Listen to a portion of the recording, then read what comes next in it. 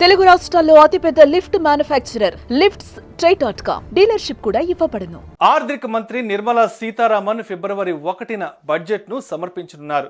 ఫిబ్రవరి 1నే budget ను ఎందుకు ప్రవేశపెడుతున్నారు? అసలు భారతదేశ మొదటి బడ్జెట్ ను ఎవరు ప్రవేశపెట్టారు? ఎప్పుడు ప్రవేశపెట్టారు? అత్యధిక సార్లు ఎవరు ప్రవేశపెట్టారు?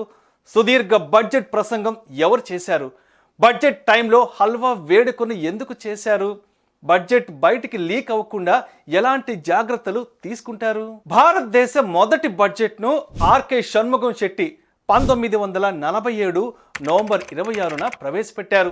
స్వాతంత్రానికి ముందు భారత మొదటి బడ్జెట్ను ఈస్ట్ ఇండియా కంపెనీకి చెందిన జేమ్స్ విల్సన్ 1860 ఏప్రిల్ 7న బ్రిటిష్ క్రౌన్ లో ప్రవేశపెట్టారు. ఇండియాలో అత్యధికంగా 10 కేంద్ర బడ్జెట్లను మొరార్జీ దేశాయ్ ప్రవేశపెట్టారు. 2017లో రైల్వే బడ్జెట్ ను కేంద్ర బడ్జెట్ లోకి కలిపేశారు. బడ్జెట్ ప్రవేశపెట్టిన ప్రధానులుగా జవహర్లాల్ నెహ్రూ, ఇందిరాగాంధీ, రాజీవ్ గాంధీ నిలిచారు. 1999 వరకు కేంద్ర బడ్జెట్ ని ఫిబ్రవరిలో చివరి వర్కింగ్ డే నాడు సాయంత్రం 5 గంటలకు ప్రవేశపెట్టేవారు. దీన్ని మాజీ ఆర్థిక మంత్రి యశ్వంత్ సిన్హా ఉదయం 11 గంటలకు మార్చారు. 2016 వరకు ఫిబ్రవరి చివరి వర్కింగ్ డే నాడు బడ్జెట్ ను ప్రవేశపెట్టేవారు. మాజీ దివంగత ఆర్థిక మంత్రి అరుణ్ జైట్లీ 2017లో దీన్ని ఫిబ్రవరి 1కి మార్చారు. మాజీ ప్రధాని మన్మోహన్ సింగ్ తాను ఆర్థిక మంత్రిగా ఉన్నప్పుడు సుదీర్ఘ బడ్జెట్ ప్రసంగం చేశారు.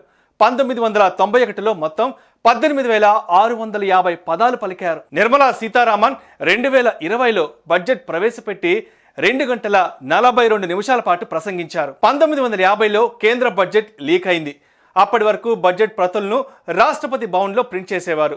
ఆ లీక్ తర్వాత 1980 నుంచి న్యూఢిల్లీలోని మింట్ రోడ్లోని ప్రెస్లో ప్రింట్ చేస్తున్నారు. బడ్జెట్ గురించి ఆర్థిక శాఖలో అధికారులు ఎవరు బయటకు చెప్పకుండా ఉండేందుకు హల్వా వేడుకను నిర్వహిస్తున్నారు. 2021 ఫిబ్రవరి 1న కేంద్ర ఆర్థిక మంత్రి నిర్మలా సీతారామన్ తొలి పేపర్లెస్ బడ్జెట్ ను ప్రవేశపెట్టారు. కరోనా కారణంగా ఇది జరిగింది. సుమన్ టీవీలో మీ పర్సనల్ అండ్ బిజినెస్ ప్రమోషన్స్ కోసం కింది నెంబర్కి కాంటాక్ట్ చేయండి.